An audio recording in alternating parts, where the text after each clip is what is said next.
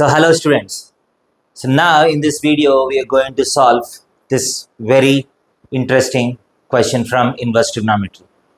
So let us first try to understand what the question is and let us try to see if there are any patterns in this question that we can use.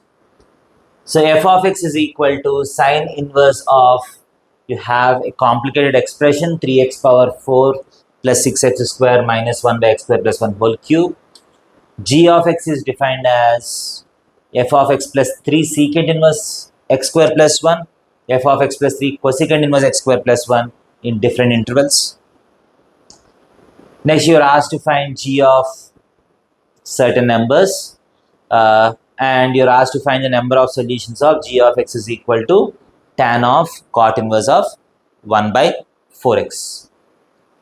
So the patterns that I observe in this question is this x square plus 1.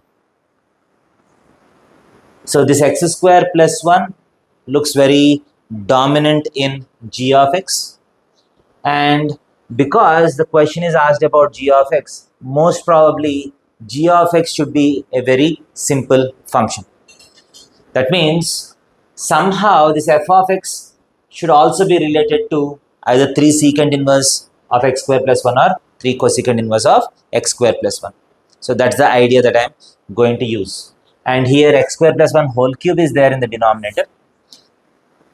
Okay, so I guess the relevant formula is 3 sine inverse x is equal to sine inverse of 3x minus 4x cube. So sine inverse of 3 times something minus 4 times something cube is 3 sine inverse x. So now I'll try to see whether this can be written as something which is related to this. So sine inverse of 3 times x power 4 plus 2x square minus 1 by x square plus 1 whole cube. So the given expression can be written like this, that is equal to sine inverse of 3 times, so x power 4 plus 2x square can be written as x square plus 1 whole square. So you have, so actually you have added a plus 3, so you have to write minus 4 by x square plus 1 whole cube.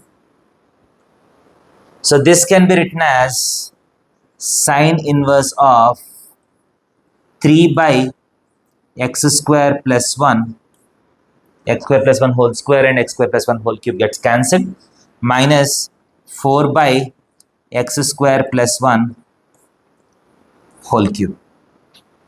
So now these are the form 3 times something minus 4 times something whole cube. So let 1 by x square plus 1 is equal to sine theta. Let us call it sine theta.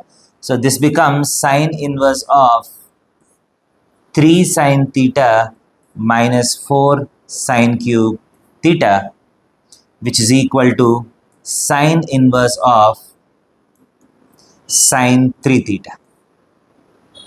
So now we know that sine inverse of sine something will not always cancel each other. The cancellation will depend on the value of 3 theta, right? So if 3 theta is acute, that is in between 0 and pi by 2, sine inverse and sine will get cancelled. If it goes beyond pi by 2, we'll have to do some adjustment. So 1 by x square plus 1 is sine theta. So as x changes, so let us see the graph of this expression. Okay, so if you take the graph of y is equal to 1 by x square plus 1, I want to see how this y changes, 1 by x square plus 1 changes as x varies. So clearly 1 by x square plus 1, if you replace x with minus x, there is no change. So it is symmetric about y-axis, it's an even function. And on the right side, as x increases, obviously x square increases, x square plus 1 increases. So it's a decreasing function. So when x equal to 0, it is 1. and as x increases it goes down. As x tends to infinity, 1 by infinity is 0. That means the graph goes like this. On this side also the graph goes like this. So 1 by x square plus 1 varies from 1 to 0. So this goes from open 0 to closed 1. So this theta goes from open 0 to closed pi by 2.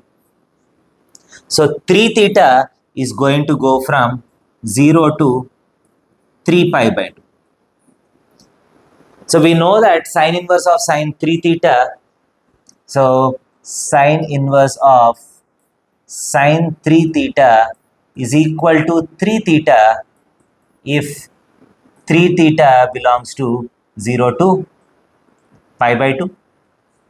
And this is equal to pi minus 3 theta if 3 theta belongs to pi by 2 to 3 pi by 2. So this can be concluded from our understanding of the diagram of sine inverse of sine x. So y is equal to sine inverse of sine x. So the graph will look like this. So between 0 and pi by 2, sine inverse of sine x is same as x. That means sine inverse of sine 3 theta is same as 3 theta. From pi by 2 to 3 pi by 2, if the number going inside lies in between pi by 2 to 3 pi by 2, so this graph is y is equal to pi minus x. So that's why I have written pi minus 3 theta. So sine inverse of sine 3 theta is equal to this. So 3 theta, theta is what? Our theta is sine inverse of 1 by x square plus 1. So 3 times sine inverse of 1 by x square plus 1 if 3 theta belongs to 0 to pi by 2. That is 3 sine inverse x. So 3 theta belongs to 0 to pi by 2 means theta belongs to 0 to pi by 6. That is sine theta belongs to 0 to 1 by 2. That means 1 by x square plus 1 belongs to 0 to 1 by 2. So x square plus 1, 1 by x square plus 1 should belong to 0 to 1 by 2. So x square plus 1 is 2 to infinity. X square plus 1 goes from 0 to infinity. So x square goes from 1 to infinity. That means mod x is greater than or equal to 1. So when mod x is greater than or equal to 1, this 1 by x square plus 1 will be less than 1 by 2. So obviously theta will be less than pi by 6. So 3 sine inverse of 1 by x square plus 1 will work when mod x is greater than 1. So in this interval, f of x can be written as 3 sine inverse of x square plus 1 can be written as cosecant inverse of x square plus 1. So when mod x is greater than 1, f of x is 3 cosecant inverse x square plus 1 plus 3 secant inverse x square plus 1. This means f of x or g of x is always equal to a constant 3 pi by 2. 3 times cosecant inverse of something plus secant inverse of same thing. That means it's a constant function. Now when mod x is less than 1, the function is pi minus, here the function is pi minus 3 cosecant inverse of x square plus 1 plus 3 cosecant inverse of x square plus 1. So this and this gets cancelled. So f of x is equal to g of x is equal to pi. So we got the function g of x is equal to 3 pi by 2 when mod x is greater than 1 is equal to pi when mod x is less than or equal to 1. So you want g of this. So if you want g of something, you just have to decide whether the argument which is inside is more than 1 or less than 1. So tan 22 and half, 2 minus root 2 minus 1. Square root of root 2 minus 1 is 0 point something. That is mod x is less than or equal to 1. So g of x, this is equal to pi. Cot 15. Cot 15 is 2 plus root 3. So square root of 2 plus root 3 will be more than 1. So g of something which is more than 1 is 3 pi by 2. And sine 18 is again less than 1. So g of fifth root of sine 18 is also less than 1. So here when it is less than 1, this is also equal to pi.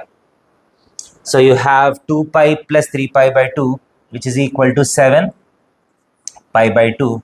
So k is equal to 7 should be the answer to the first question.